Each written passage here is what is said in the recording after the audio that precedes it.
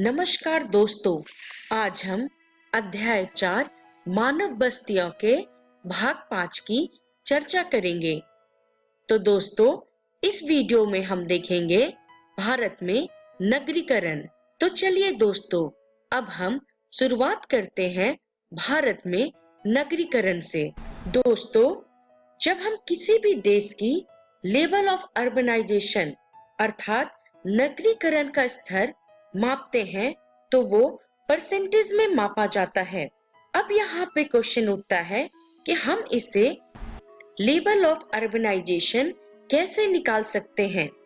तो दोस्तों, इसको निकालने के लिए सबसे पहले हमें उस देश की या उस राज्य की टोटल पॉपुलेशन देखनी होगी। टोटल पॉपुलेशन के बेसिस पे हम उस राज्य या देश का अर्बन पॉपुलेशन के अध्ययन करेंगे और अर्बन पॉपुलेशन के बेसिस पे लेवल ऑफ अर्बनाइजेशन निकाला जा सकता है। दोस्तों, जब हम बात करें इंडिया की, तो भारत में सन 2001 में नगरीकरण अर्थात अर्बनाइजेशन का स्तर 28% था, जो कि अन्य डेवलप्ड कंट्री के मुकाबले बहुत ही कम था। चलिए दोस्तों, अब हम आगे बढ़ते हुए भारत में ट्रेंड ऑफ अर्बनाइजेशन सन 1901 और 2001 के बीच में देखने की कोशिश या समझने की कोशिश करते हैं। दोस्तों, जैसा कि हम देख सकते हैं, सन 1921 में लेवल ऑफ अर्बनाइजेशन 8.27% था, जो कि सन 1971 में बढ़कर 38.23% हो गया था। सन 1981 में ये ग्रोथ बढ़ी रही और इस समय ये 46.14% हुआ। लेकिन दोस्तों, लास्ट 2 डिकेड्स में अर्थात सन 1991 और सन 1991 में ये ग्रोथ नीचे आई अर्थात इसमें गिरावट देखी गई। सन 1981 में जहां ये 46.14% था, वहीं सन 2001 में गिरकर 31.13% हो गया। दोस्तों, अर्बन सेंटर के इनलार्जमेंट और नए टाउन के इमर्जेंस से अर्बन पॉपुलेशन में बहुत ही ग्रोथ देखा गया अर्थात कंट्री में देश में अर्बनाइजेशन का लेवल हाई रहा। परंतु इन 2 दशकों में जो अर्बनाइजेशन के लेवल में गिरावट आई है, वो वाकई चिंताजनक है। चलिए दोस्तों, अब हम आगे बढ़ते हैं। आगे बढ़ते हुए हम भारत में नगरीकरण की चर्चा को जारी रखते हुए अब हम जनसंख्या के आधार पे नगरों का वर्गीकरण देखेंगे। दोस्तों, जब हम बात करते हैं जनसंख्या के आधार पे नगरों का वर्गीकरण, तो 1 लाख से अधिक जनसंख्या के आकार को नगर या वर्ग 1 नगर कहा जाता है, जबकि दोस्तों 1 से 5 मिलियन के बीच आबादी वाले नगरों के आकार को महानगरीय नगर कहा जाता है और दोस्तों 5 मिलियन से अधिक को मेगा सिटी कहा जाता है। तो चलिए दोस्तों, अब हम आगे बढ़ते हैं। आगे बढ़ते हुए अब हम अपनी चर्चा को भारत में नगरीकरण को जारी रखते हुए जनसंख्या के आधार पे नगरों का वर्गीकरण की चर्चा करेंगे। दोस्तों, जब हम बात करते हैं नगरीय संकुलन अर्थात अर्बन एग्लोमरेशन की, दोस्तों सबसे पहले हम यहाँ पे ये जान ले कि अर्बन एग्लोमरेशन होता क्या है। अगर हम शॉर्ट में अर्बन एग्लोमरेशन को समझने की कोशिश करें, तो अर्बन एग्लोमरेशन अर्थात नगरीय संकुलन मानव का वो सेटलमेंट है जहां पॉपुलेशन की डेंसिटी हाई होती है अर्थात जहां जनसंख्या घनत्व अधिक होती है। चलिए दोस्तों, अब हम बताते हैं कि नगरीय संकुलन अर्थात अर्बन एग्लोमरेशन में 3 बातों का होना बहुत ही जरूरी है। पहली बात है एक नगर और उसके संलग्न नगरीय बहिर्वर्ग अर्थात अ town and it's adjoining urban outgrowth. दोस्तों, अब हमें यहाँ पे ये जान लेना जरूरी है कि ये बहिर्वर्ग अर्थात आउटग्रोथ होता क्या है। दोस्तों, जब हम बात करें आउटग्रोथ अर्थात अर्बन आउटग्रोथ या नगरीय बहिर्वर्ग की, तो इसका एग्जाम्पल किसी भी शहर में स्थित railway colonies, university campus, port areas, military cantonment आदि आते हैं। और ये जो भी सभी सुविधाएं हैं उस शहर में रह रहे लोगों के इनकम ग्रुप के अंदर ही आते हैं, अर्थात वे लोग अपने इनकम से इन सभी सुविधाओं का लाभ उठा सकते हैं। दोस्तों, नगरीय संकुलन में दूसरी महत्वपूर्ण बात होती है बहिर्वर्ग के सहित अथवा रहित दो अथवा अधिक समस्पर्शी नगर, मतलब 2 or more contiguous town with or without their outgrowth। और इसकी तीसरी महत्वपूर्ण बात है एक या एक से अधिक संलग्न नगरों के बहिर्वर्ग से युक्त एक समस्पर्शी प्रसार नगर का निर्माण, अर्थात a city and one or more adjoining town with their outgrowth together forming a contiguous spread। दोस्तों, ज्यादातर मेट्रोपॉलिटन एंड मेगा सिटीज अर्थात महानगर और मेगा सिटीज अर्बन एग्लोमरेशन होते हैं।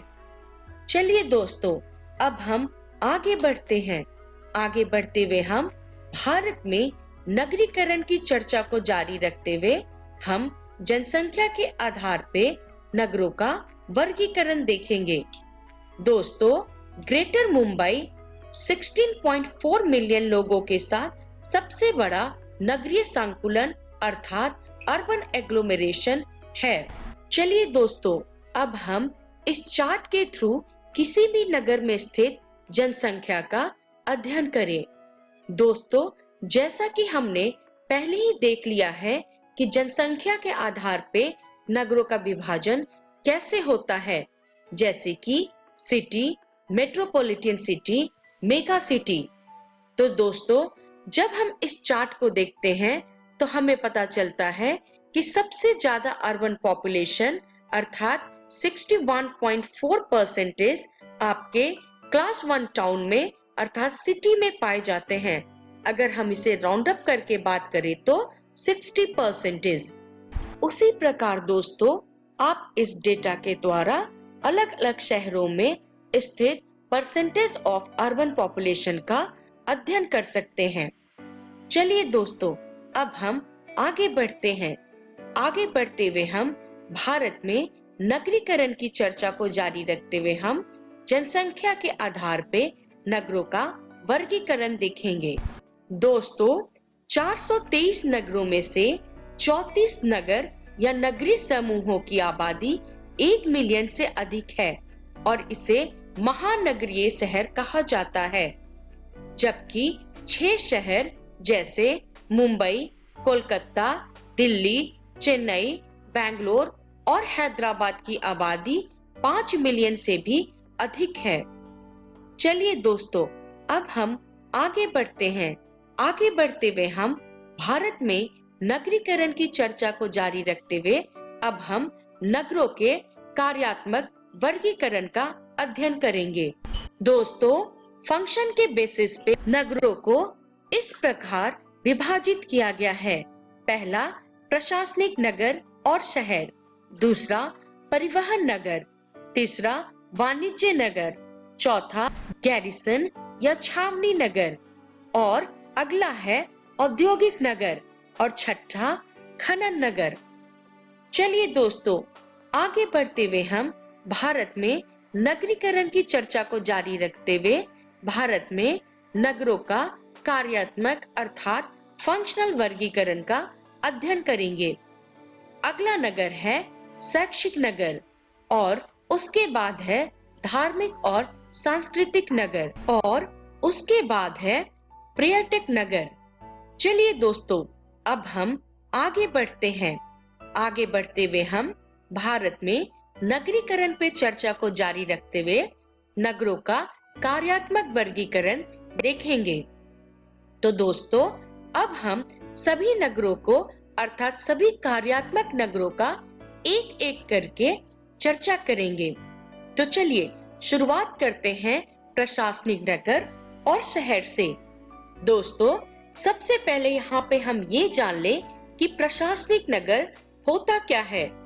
तो मित्रों, उच्चतर क्रम के प्रशासनिक मुख्यालय वाले शहरों को प्रशासन नगर कहते हैं, जैसे कि चंडीगढ़, नई दिल्ली, भोपाल, शिलोंग, गुवाहाटी, इम्फाल, श्रीनगर, गांधीनगर, जयपुर, चेन्नई आदि। चलिए दोस्तों, अब हम आगे बढ़ते हैं। आगे बढ़ते हुए भारत में नगरीकरण की चर्चा को जारी रखते हुए अब हम नगरों का कार्यात्मक वर्गीकरण देखेंगे। हमारा जो नेक्स्ट नगर है वो है परिवहन नगर। दोस्तों, जब हम बात करें परिवहन नगर की, जो नगर आयात और निर्यात के कार्यों में लगे होते हैं, उनका एग्जाम्पल है कांडला, कोची, कोझिकोड, विशाखापट्टनम इत्यादि। और जो नगर अंतर्देशीय परिवहन केंद्र हैं, उनका एग्जाम्पल है आगरा, धुलिया, मुगलसराय, इटारसी, कटनी इत्यादि। चलिए दोस्तों, अब हम आगे बढ़ते हैं। आगे बढ़ते हुए हम भारत में नगरीकरण की चर्चा को जारी रखते हैं और अब हम नगरों का कार्यात्मक वर्गीकरण देखेंगे। हमारा जो नेक्स्ट नगर है वो है वाणिज्य नगर। दोस्तों, वाणिज्य नगर वो होते हैं जिनका मुख्य व्यवसाय ट्रेड एंड कॉमर्स अर्थात व्यापार और वाणिज्य होता है। इन नगरों में आते हैं कोलकाता, सहारनपुर, सतना आदि। जैसे कि कोलकाता में तात की साड़ी की मैन्युफैक्चरिंग फेमस है। चलिए दोस्तों, अब हम आगे बढ़ते हैं। आगे बढ़ते हुए हम भारत में नगरीकरण की चर्चा को जारी रखते हैं। और दोस्तों, अब हम नगरों का कार्यात्मक वर्गीकरण देखेंगे। हमारा नेक्स्ट नगर है गैरिसन अर्थात छावनी नगर। दोस्तों, ये वो नगर होते हैं जहां पे आर्मी के बड़े बड़े कैंटोनमेंट देखे जाते हैं। इसका उदाहरण है अंबाला, जालंधर, बबीना और उधमपुर। चलिए दोस्तों, अब हम आगे बढ़ते हैं। आगे बढ़ते हुए हम भारत में नगरीकरण की चर्चा को जारी रखते हुए नगरों का कार्यात्मक वर्गीकरण देखेंगे। दोस्तों, हमारा नेक्स्ट नगर है औद्योगिक नगर।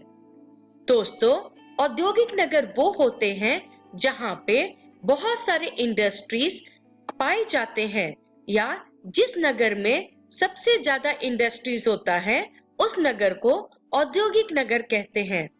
इसका एग्जाम्पल है मुंबई, सेलम, कोयम्बटूर, मोदीनगर, जमशेदपुर, हुगली, भिलाई आदि। चलिए दोस्तों, अब हम आगे बढ़ते हैं।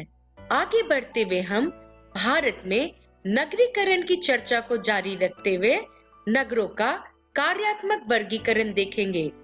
दोस्तों, हमारा नेक्स्ट नगर है खनन नगर। दोस्तों, खनन नगर वो होते हैं जहां मिनरल्स अर्थात खनिज प्रचुर मात्रा में पाए जाते हैं। दोस्तों, इन नगरों का उदाहरण है रानीगंज, झरिया, डिगबोई, अंकलेश्वर, सिंगरौली और आदि। चलिए दोस्तों, अब हम आगे बढ़ते हैं। आगे बढ़ते हुए हम भारत में नगरीकरण की चर्चा को जारी रखेंगे और अब हम नगरों का कार्यात्मक वर्गीकरण देखेंगे। हमारा नेक्स्ट नगर है शैक्षिक नगर। दोस्तों, शैक्षिक नगर वो होते हैं जो शिक्षा का गढ़ माना जाता है, या जिन नगरों में शिक्षा का स्तर या शिक्षा के लिए अच्छे अच्छे कॉलेज और यूनिवर्सिटी उपलब्ध होते हैं। दोस्तों, इन नगरों का उदाहरण है रुड़की, वाराणसी, अलीगढ़, पिलानी, इलाहाबाद आदि। चलिए दोस्तों, अब हम आगे बढ़ते हैं। आगे बढ़ते हुए हम भारत में नगरीकरण की चर्चा को जारी रखेंगे। अब हम नगरों का कार्यात्मक वर्गीकरण देखेंगे और हमारा नेक्स्ट नगर है धार्मिक और सांस्कृतिक नगर। दोस्तों, धार्मिक और सांस्कृतिक नगर वो नगर होते हैं जो हिंदू धर्म के लिए धर्म और संस्कृति का गढ़ माना जाता है। इन नगरों में जो मुख्य नगर हैं वो है वाराणसी, मथुरा, अमृतसर, मदुरई, पुरी, अजमेर, पुष्कर, तिरुपति, कुरुक्षेत्र, हरिद्वार आदि। चलिए दोस्तों, अब हम आगे बढ़ते हैं। आगे बढ़ते हुए हम भारत में नगरीकरण की चर्चा को जारी रखेंगे और अब हम नगरों का कार्यात्मक वर्गीकरण देखेंगे। दोस्तों, हमारा अगला नगर है पर्यटक नगर। मित्रों, पर्यटक नगर वो होते हैं जो टूरिज्म के लिए फेमस होते हैं या जो पर्यटन के लिए फेमस होते हैं। पर्यटन का मतलब होता है जहाँ पे कुछ ऐसी चीज होती है जिसको देखने के लिए पूरे विश्व से लोग आए। इन नगरों का उदाहरण है नैनीताल, मसूरी, शिमला, पंचमढ़ी, जोधपुर, जैसलमेर, ऊटी, माउंट आबू आदि। चलिए दोस्तों, अब हम आगे बढ़ते हैं।